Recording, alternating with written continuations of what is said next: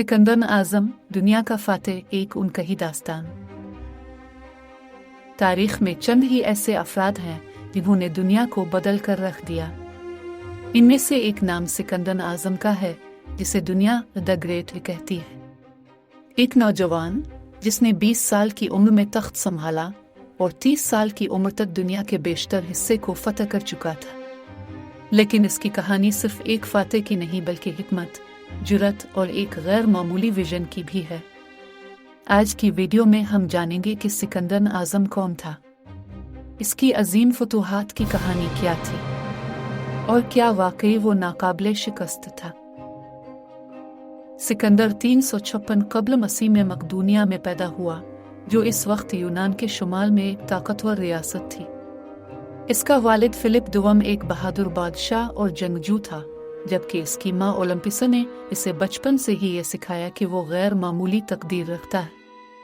सिकंदर के उस्ताद एरिस्टाटल जैसे अजीम फ़लसफ़ी थे, जिन्होंने इसे हुक्मरानी, जंगी हिकमत अमली और फ़लसफ़ा की तालीम दी। कहते हैं कि सिकंदर ने बचपन में एक वहशी घोड़े ब्यूसिफिलिस को काबू किया, जो बाद में उसकी हर जंग में इसके साथ रहा। ये घोड़ा भी तारीख में एक अलामत बन चुका है। जब सिकंदर सिर्फ 20 साल का था तो उसके वालिद को कत्ल कर दिया गया और यूं मकदूनिया का तख्त उसके हवाले कर दिया गया। लेकिन यह आसान नहीं था। यूनान की कई रियासतें बगावत पर आमादा थीं। सिकंदर ने न सिर्फ उन्हें शिकस्त दी, बल्कि यूनान को मुत्तहिद करके एक ताकतवर सल्तनत की बुनियाद रखी। इस वक्त दुनिया की सबसे ताकतवर सल्तनत फारिस थी, जिसका बादशाह दारा सिवम दरियास्तरी था। लेकिन सिकंदर के ख्वाब बहुत बड़े थे।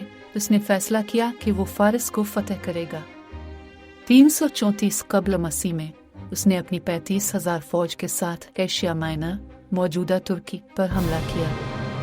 पहली बड़ी जंग जिन ग्रेस बैटरफ थी, जहां सिकंदर ने फारिस की फौज को शिकस्त दी। फिर 333 कब्ल मसीह में जिन आसस बैटरफ इसस हुई, जहां सिकंदर ने एक और फैसला कुन फतह हासिल की और दारा सिवम की फौज को पसपा कर दिया। इसके बाद फारिस की सल्तनत लरजने लगी। सिकंदर ने 332 कब्ल मसीह में मिस्र पर चढ़ाई की। हैरत अंगेज तौर पर मिस्रियों ने मुज़ाहमत नहीं की, बल्कि उसे अपना नजात दहिंदा समझकर खुश आमदीद कहा। मिस्र में उसने एक नया शहर सिकंदरिया अलेक्जेंड्रिया कायम किया, जो आज भी मौजूद है और इल्म सकाफत का एक मरकज बना। 331 कब्ल मसीह में फैसला कुन जंग गोगामेला बैटरफ हुई, जहां सिकंदर ने दारा सिवम की अजीम अलशान फौज को शिकस्त दे दी। दारा फरार हो गया, लेकिन कुछ ही अरसे बाद अपने ही आदमियों के हाथों मारा गया। यूं सिकंदर ने दुनिया की सबसे बड़ी सल्तनत फारिस को अपने कब्जे में ले लिया।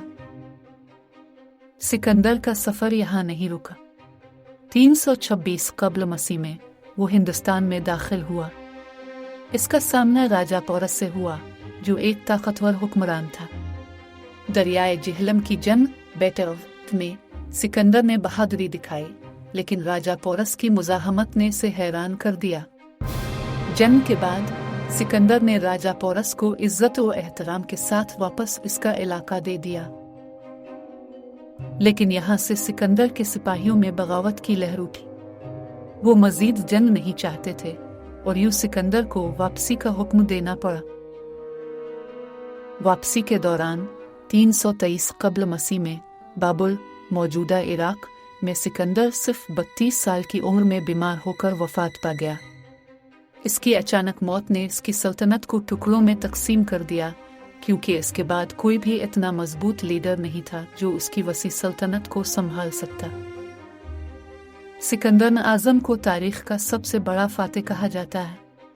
इसने दुनिया का नक्शा बदल दिया, मुख्तलिफ तहजीबों को एक दूसरे के करीब किया और यूनानी सकाफत को मशरिक तक पहुंचाया। आज भी इसके बनाए हुए शहर, कहानियां और जंगी हिकमत अमलियां जिंदा हैं। आपका क्या ख्याल है?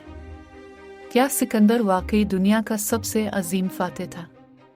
कमेंट्स में अपनी राय दें। वीडियो पसंद आई तो लाइक करें, शेयर करें और सब्सक्राइब करना ना भूलें।